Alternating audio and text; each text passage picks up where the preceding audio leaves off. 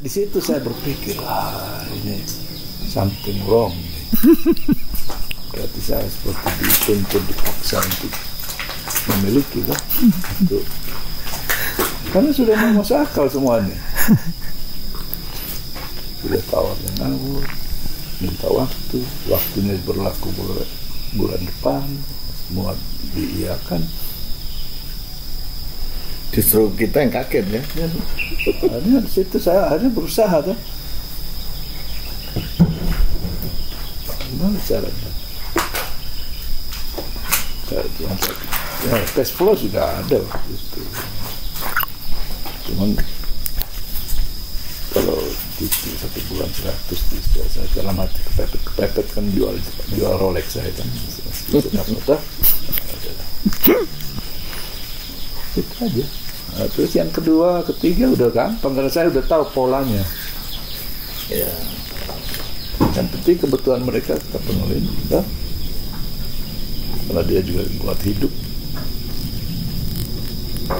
Kedua kan ini yang di atas 1 hektar lagi sebelahnya. Ya, saya pagi saya breakdown karena kebutuhanmu berapa, ini tutup berapa, oke, bulan 25 juta. Jadi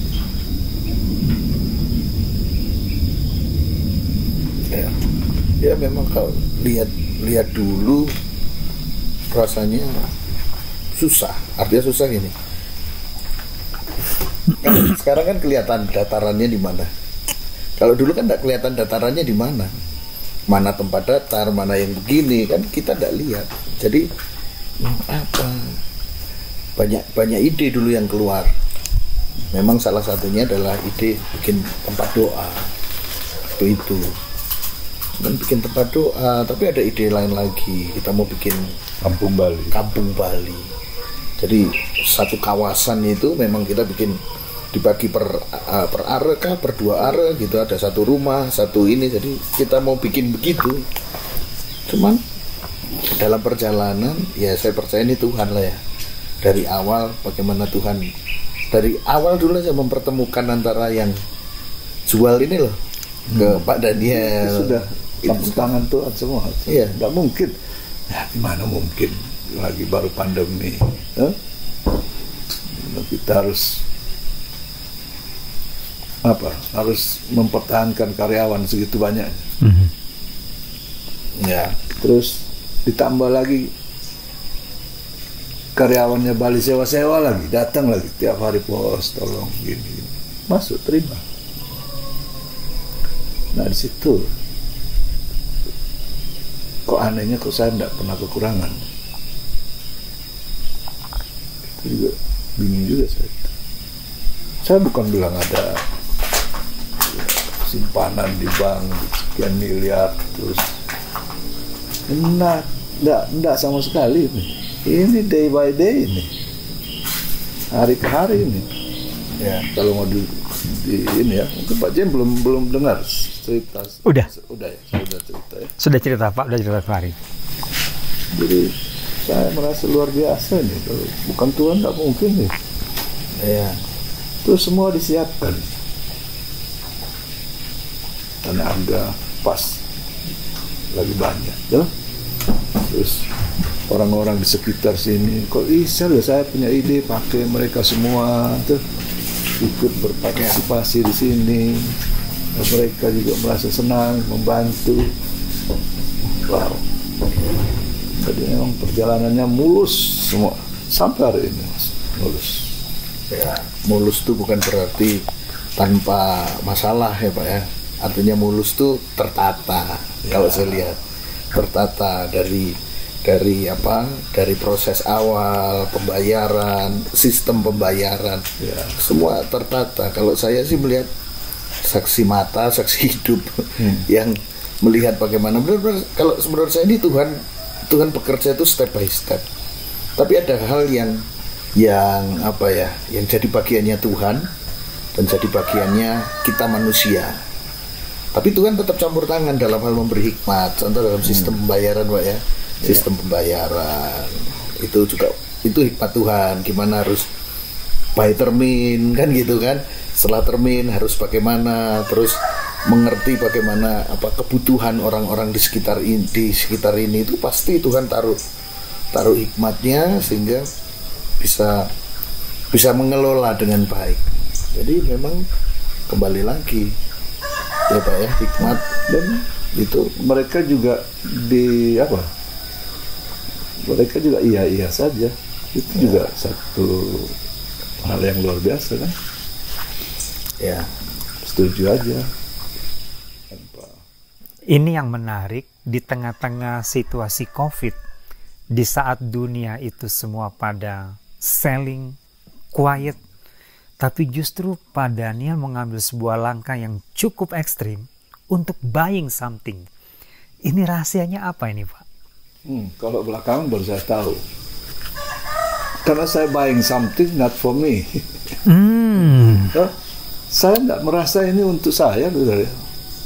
Awalnya mungkin ya, karena masih bingung kan, tiba punya tanah sebesar ini, diapain ini? Jadi mulailah saya bikin satu rumah ini. Nah itu tadinya, cuman itu yang saya pikir buat saya.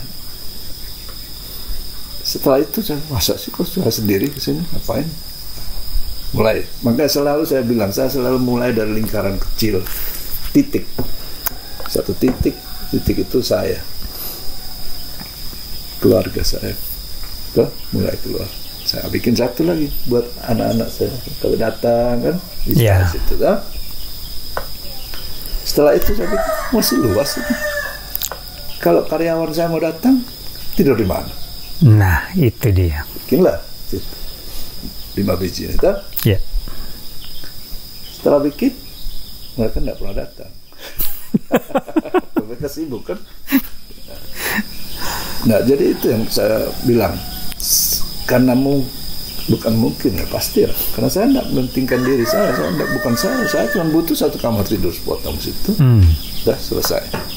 Yang lain saya mulai memikirkan untuk apa, untuk ini, untuk mereka, untuk dia, untuk, makanya akhirnya karena anak-anak saya juga belum mau datang, karyawan saya juga belum mau datang. Oh belum Pak James, si Martin. Saya bilang, Martin, coba kamu pergi di sana, bikin sesuatu. Sesuatunya itu apa? Saya cuma kasih clue, itu anak-anak di kampung itu. Kamu kumpul mereka, kamu ajarin mereka bahasa Inggris kan, matematika, nyanyi, tapi nggak usah bikin mereka jadi orang Kristen. Biar mereka jadi situ. Ya. Datangnya Martin.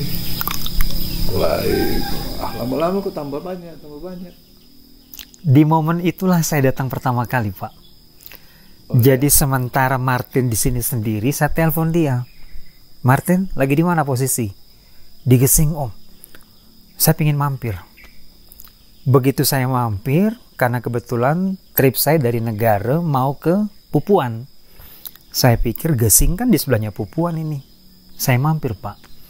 Dan saya lihat langsung bagaimana interaksi Martin dengan anak-anak desa, dan saya berpikir, wow, kedepannya I wanna bring something to here. Saya akan bring my community, church community, komsel community, dan mereka akan berinteraksi dengan warga desa di sini. Dan akhirnya ketemu Pak Daniel. Pak Daniel bilang, please, welcome.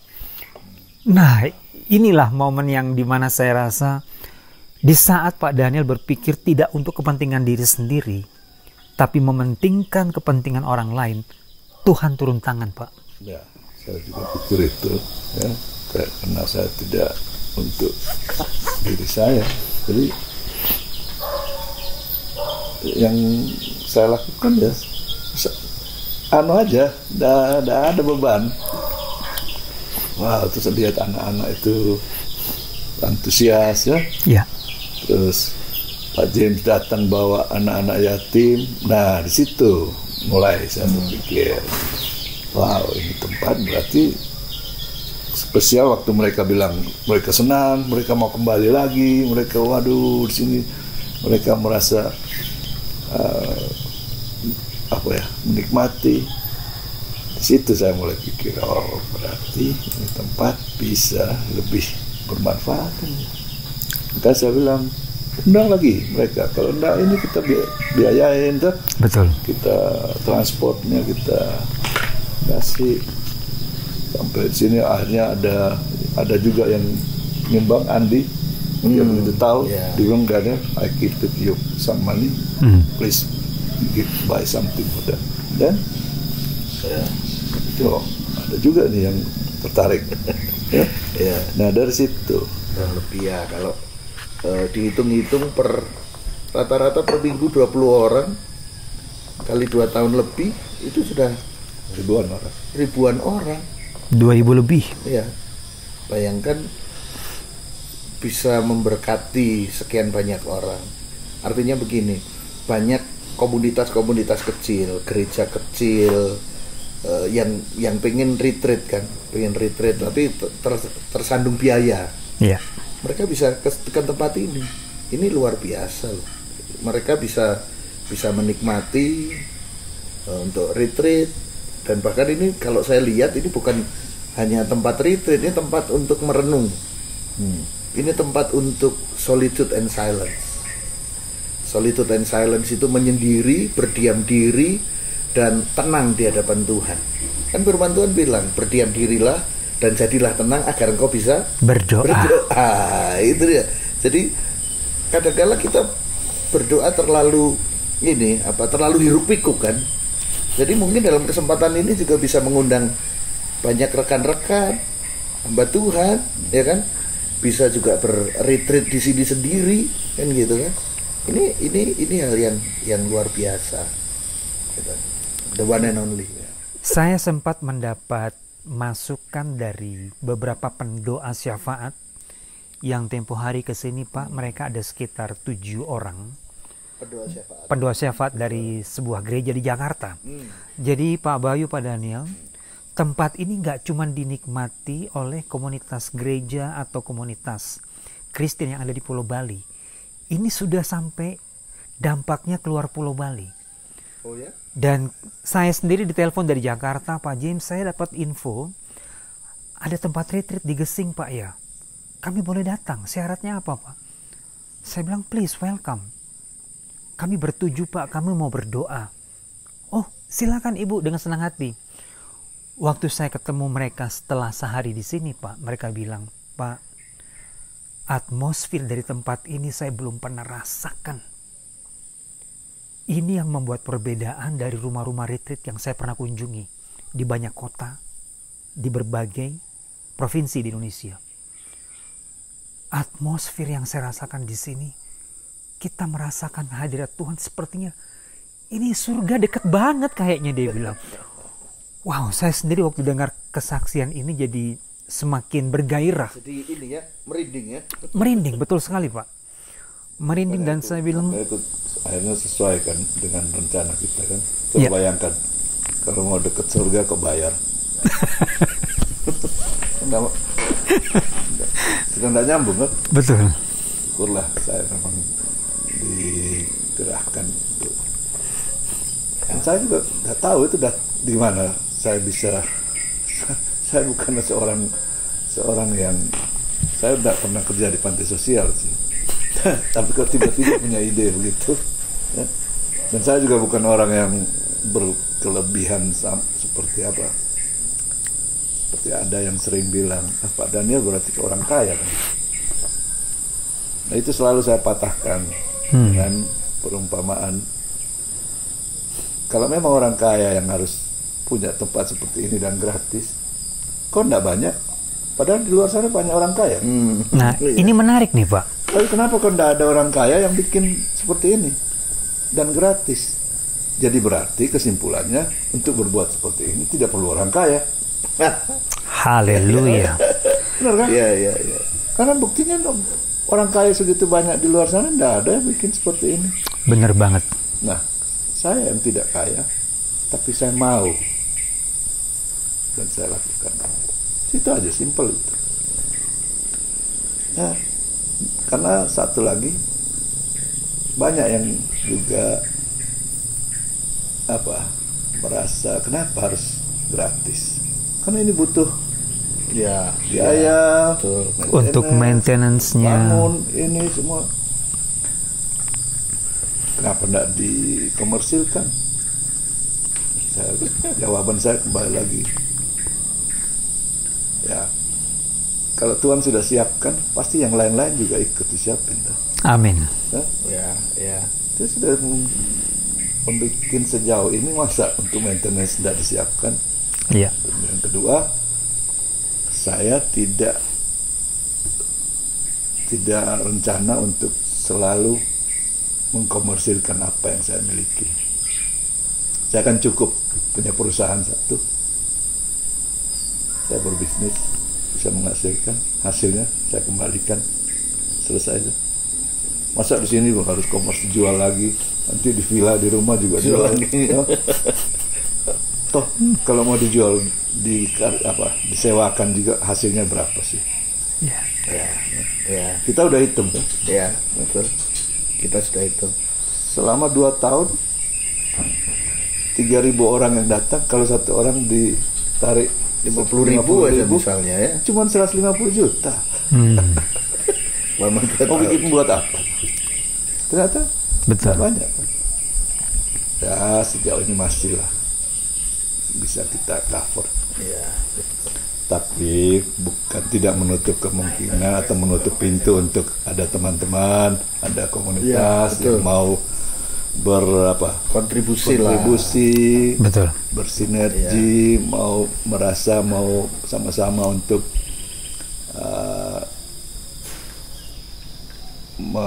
terlibat di dalam pelayanan saya ini. Silakan. Tapi justru ide ini muncul itu awalnya kan tidak punya ide untuk istilahnya silahkan yang mau berkontribusi. Ya. Nggak ada padahal nggak ada ide. Cuman Justru awalnya karena ada yang nanya Iya, ke saya, ada yang nanya. Pak Daniel, berkatnya jangan diambil sendiri semua. Maksudnya, lu bagi-bagi dong, kita juga mau kontribusi ke situ. Oh, di situ saya mikir, wah, ternyata ada juga saya yang punya egois pikiran. Nah, dari situ seperti yang kasih kasur, ada Iya. Ya. Itu awalnya kan kita bikin ruang serbaguna. ya, Iya, Pak. nah itu kita butuh. Kita butuh kasur, matras lah ya. Lalu ada bapak ini yang ngobrol sama Mbak Daniel begitu, libatkan saya juga dong.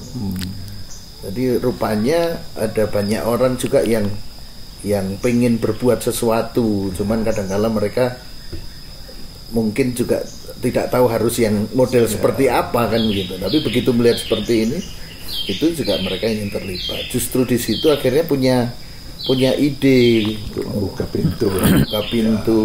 Untuk orang-orang yang mau berkontribusi ya.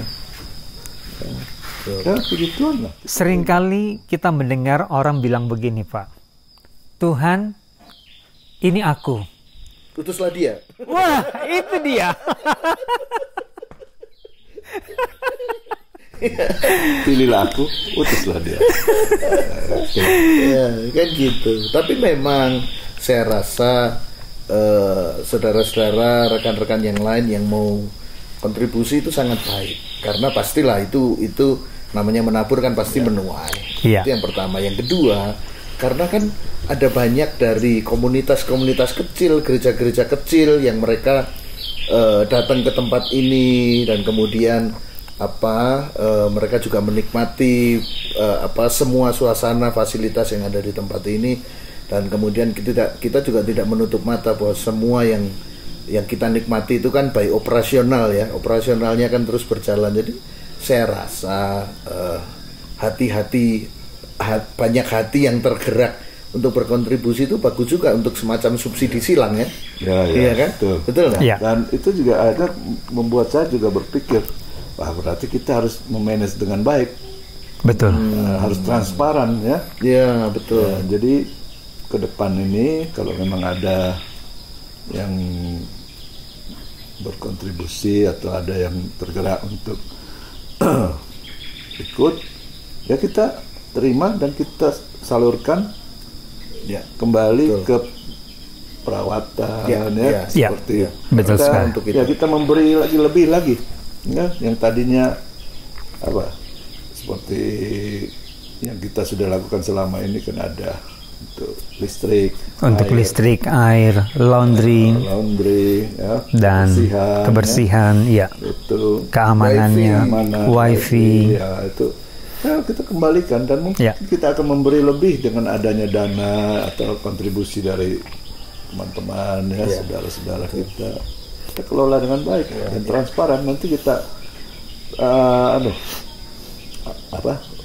kita laporkan ke publik, website kita ya, jadi open lah ya, betul. Satu hal lagi yang luar biasa dari tempat ini, Pak, yang saya tahu, Bapak tidak hanya menyediakan tempat untuk menginap dan menikmati keindahan alam, tapi menyediakan kebutuhan mereka seperti adanya dapur dengan alat masak yang lengkap. Bahkan sampai kompor dan gas air minum pun disediakan. Ini bagaimana ide ini sampai terlintas di hati Bapak dan disiapkan semuanya ini, Pak? Saya pikir saya cuma memenuhi kebutuhan ya. Tapi untuk selebihnya ya mereka harus bawa sendiri kan. Jadi kebutuhan itu apa? Kebutuhan ya fasilitas ya, alat masak, dapur, alat makan. Jadi di sini walaupun gratis, tapi itu kebersihan selalu dijaga. Ya. Spray, sarung bantal selalu diganti ketika tamu yang baru datang. Wow, jadi udah standarnya hotel bintang 5 juga ini, Pak ya? Gratis, kita tidak sembarangan ya. Wow. Jadi Luar biasa. Luar biasa ini. Kebersihan tetap kita jaga, pelayanan kita jaga ya. Orang datang, mereka bantu angkat barangnya sampai ke ini, sampai di kamar ya, bantuin tamu-tamu untuk supaya mereka juga jadi ya sebisa mungkin. Kebetulan sekarang sudah banyak yang bantu, si Gusti sudah banyak untuk anak-anak yang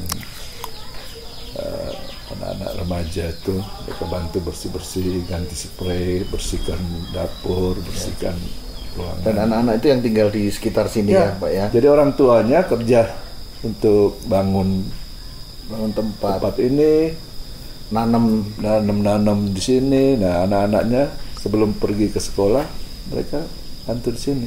Wah, luar biasa sekali. Nah, senang kan mereka. Ini kita luar biasa sekali. Di bawah umur. Betul. Tapi betul. Kita mereka mau dan punya waktu, kenapa tidak?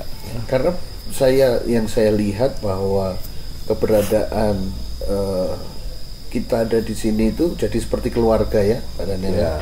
Dengan para pekerja yang ada tempat ini, para orang tua, mereka jadi kayak keluarga. Kapan hari ada waktu bangun tempat serbaguna, saya sama Pak Daniel kan lagi ke sana. Tiba-tiba ada yang datang, Pak, saya sakit ini. Kalau pekerja, kalau hubungannya pekerja dan bos kan nggak ada yang bilang gitu kan, Pak, saya sakit ini, punya obat nggak? Waktu itu ditanya. Oh iya, Pak. Ya, ingat Pak. Ya, Pak, saya sakit ini pesan obat buat mereka. Ada obat nggak? Oh ya, nanti kita belikan. Nah, jadi dari hubungan ini yang menurut saya ini luar biasa.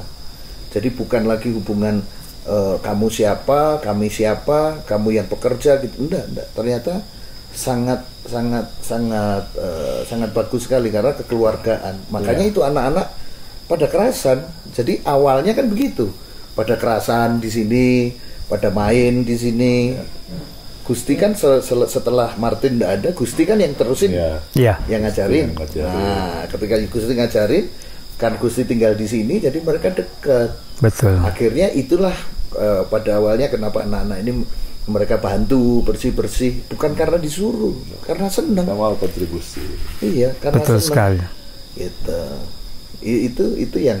Ya, jadi ini dampaknya bukan saja di sekitar sini, tapi sudah sampai ke bawah. Contohnya, pernah ada yang nyasar sampai ke kampung bawah.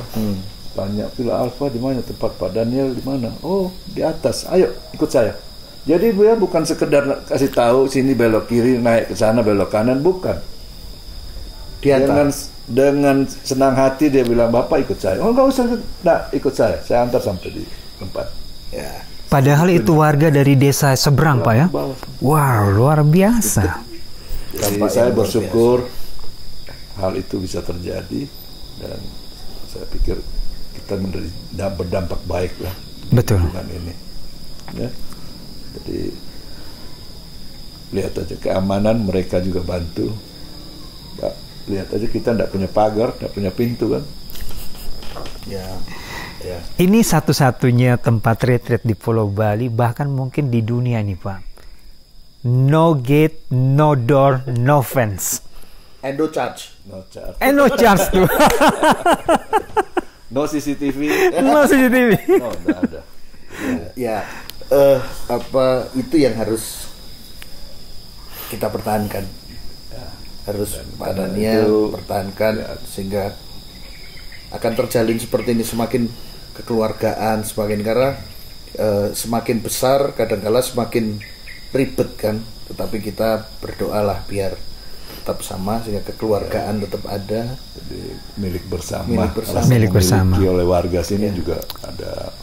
Itu tadi diawali dari kontribusi juga kan. Kalau banyak berkontribusi, di mana hartamu di situ hatimu. Jadi mereka merasa ikut memiliki kan.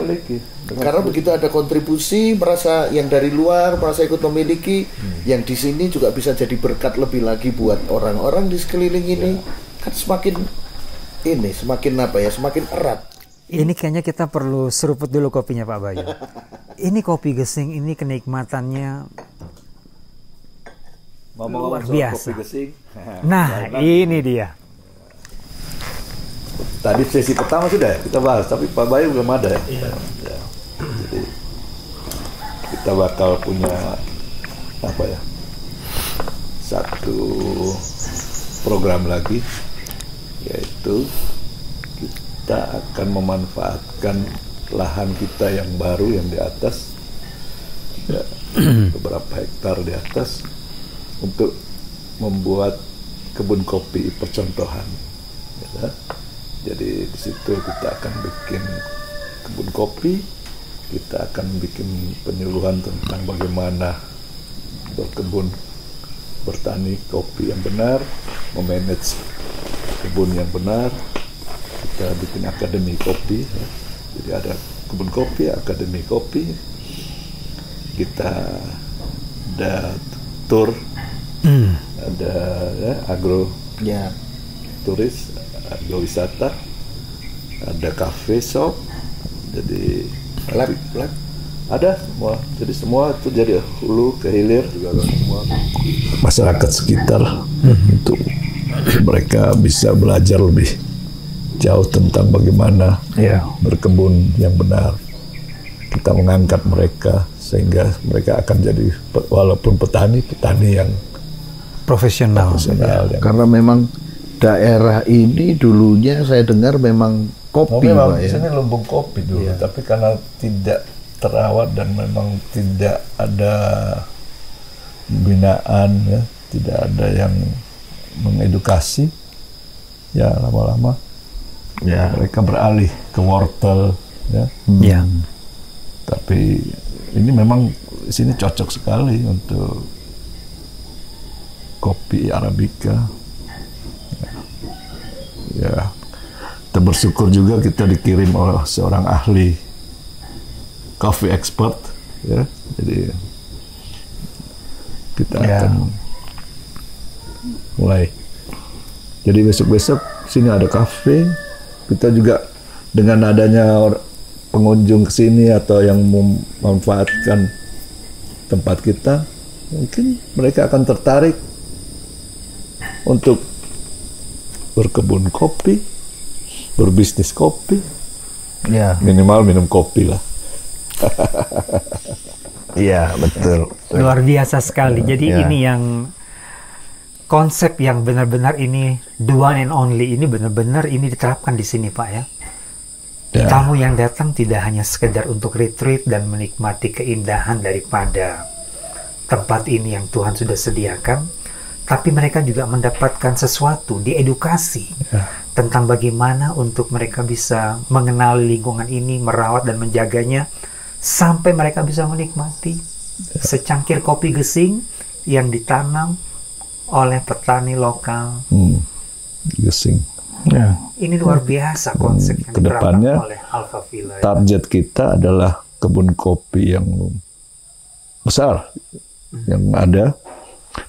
Semoga mereka juga tertarik dan ikut belajar dan mewujudkan kebun kopi yang benar-benar bermanajemen, bersertified, ya. Iya. Karena juga kita mulai dari pembibitan itu sudah harus semua bersertifikat semua. Iya. Dan Pak Bayu ada rencana mau turut menginvestasikan berapa hektar di sini, Pak, untuk perkebunan kopi? Pak Bayu ini orang dalam. orang dalam. Orang dalam. Saya saksi sejarah dan orang dalam. Tapi memang tentu saja melihat bukan karena melihat sesuatu ya, tetapi memang entah gimana waktu tadi Pak Daniel WA Pak tanpa terasa 3 tahun Alpha Gesing telah ini, ada sesuatu yang hati saya ini nggak tahu kenapa kok tiba-tiba terharu dan rasa pengen menangis gitu ya, melihat dari sesuatu yang benar-benar dari nol, dari yang tidak ada menjadi sesuatu seperti sekarang ini. Bukan cuma sampai sekarang, tetapi saya melihat ada sesuatu ke depan yang terus akan bergulir itu, dan itu hal yang luar biasa. Jadi entah kenapa, jadi saya ini sudah merasa ikut memiliki, ikut merasa ya karena ada di dalam ya. Jadi hati ini nggak bisa bohong ya.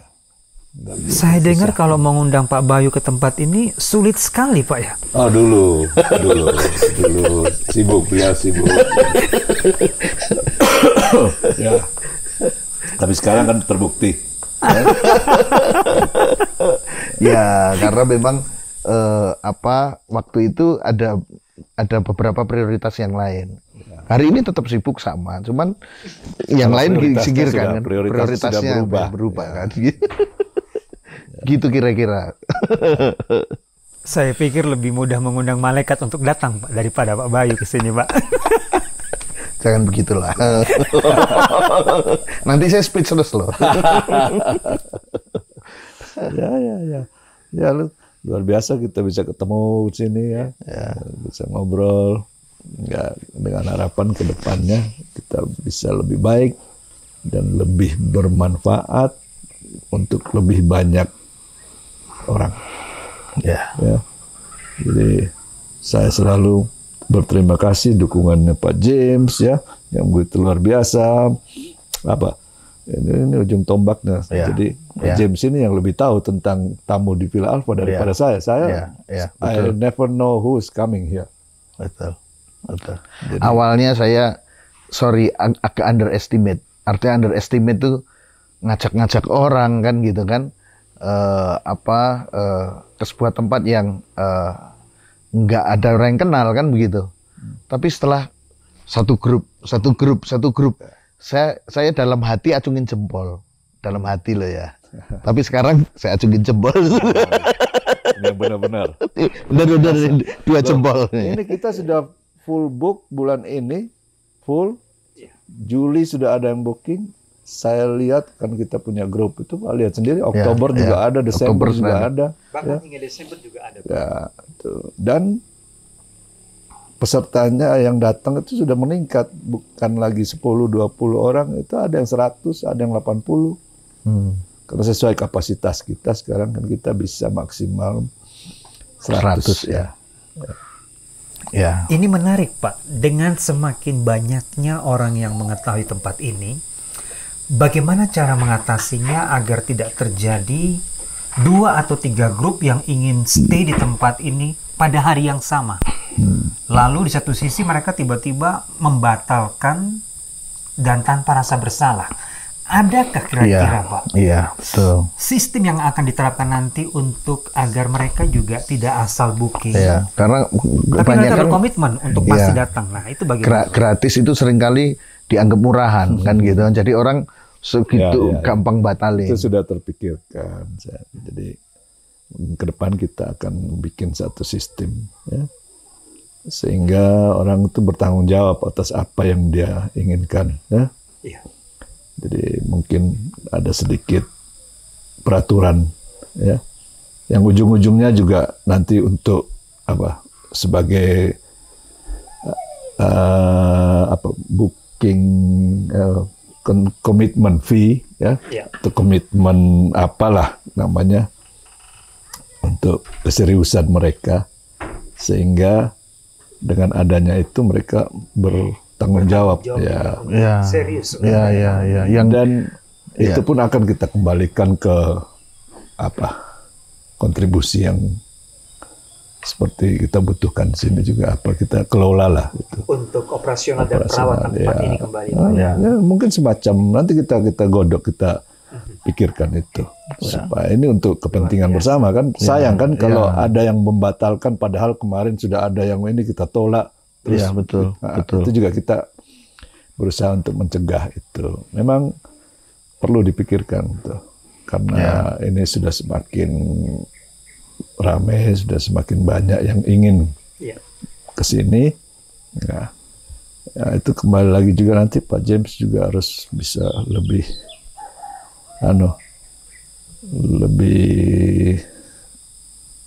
selektif ya. selektif dan lebih detail, lebih untuk menjelaskan. Ya. Sehingga jangan juga sampai terjadi kesalahpahaman. Katanya gratis, kok ini disuruh bayar. Nah, itu bisa aja kan. Iya. Tapi itu harus kita edukasikan juga Iya, betul. supaya jangan terjadi kesalah paham. Iya. Itu. Karena pada Maksud kita dasarnya adalah untuk bentuk komitmen. komitmen. Ya. Jadi ya itu perlu benar bagus, perlu dipikirkan, nanti kita wujudkan ya yang yang baik lah untuk kedua belah pihak, no? Betul. Jadi ya untuk membuktikan keseriusan aja mereka, sehingga jangan asal booking Ya. terus sudah di hari H-nya. Ya kalau hari H-nya biasanya mungkin ya dibatalkan itu pas hari H, satu hari sebelum ini ya. Kadang sampai menjelang hari check-in pun mereka tidak kasih kabar, Pak. Sehingga saya yang harus menghubungi mereka. Ini jadi datang tidak, maaf Pak, kami nggak jadi, tanpa berita sebelumnya Pak. Jadi kasihan, kita harus tolak grup yang lain. Ya. Lalu pembatalan dilakukan di hari yang sama. Itu pun juga karena ditelepon. Itu pun Bukan harus ditelepon bukan dulu. ide pemberitahuan ya. Karena mentalitas Ya. berpikir ini gratis, Ya, jadi betul. seakan-akan tidak bertanggung jawab. Ya. Betul. Ya, bisa nanti Ya. kita cari solusinya. Ya. Dan itu yang penting kita bisa mengedukasi, memberitahu apa yang mungkin bisa bikin juga secara tertulis atau apa, pokoknya untuk kepentingan bersama, kepentingan banyak orang, supaya Ya. tidak ada yang mubazir ya. Iya. Betul. Karena sekarang sudah bukan weekend saja, tapi Weekday juga juga rame ya. Jadi, itu yang perlu kita juga pikirkan. Yang pasti, walaupun gratis, tapi servis tetap profesional, Tetapi yang terbaik. terbaik. Hari-hari di bulan Juni-Juli, tingkat okupansi hotel di Pulau Bali ini rata-rata di bawah 60%. Tapi Alfa Villa Bali Gesing okupansinya 99% Pak Daniel. Haleluya. Ini saya harus berikan selamat ini Pak. Luar biasa ini Pak. Ini luar biasa. Gitu ya. Berikan aplaus. Iya. Nah, ini orang hotel yang ngomong. Ya, kan hotelier. Karena di bulan Juni ini Pak, yang tanggal tamu tidak datang hanya tanggal 25 dan 26, 27. Betul. Dan Selebihnya 28 hari fully book. Ini 99% saya boleh katakan. Hari ini 2 grup. Dan hari ini kita punya 2 grup. Yang satu dari Amsterdam misionaris Wow. dari Amsterdam, Pak Bar. Iya, iya, iya. Jadi ada 3 misionaris yang datang jauh-jauh dari Amsterdam, Belanda. Lalu grup yang kedua itu dari Philadelphia dan Arkansas, Amerika Serikat. Wow. 17 orang. Mereka Iya. ministry ya. Dan mereka dari misionaris ya. Ya, dari home Christian schooling, Pak, yang dari Amerika. Iya. Luar biasa, Luar tempat biasa. ini sudah Iya. mendunia sekarang. Iya. Ya. Puji Tuhan. Segala kemuliaan bagi Tuhan. Iya. Yang nonton ini kalau pengen ke Villa Alpha hubungi Pak James. Ya. Kami undang semuanya. Silakan datang menikmati atmosfer yang indah yang Tuhan berikan, yang ada di Desa Gesing ini. Alpha Villa Bali Gesing ada untuk memberkati Anda.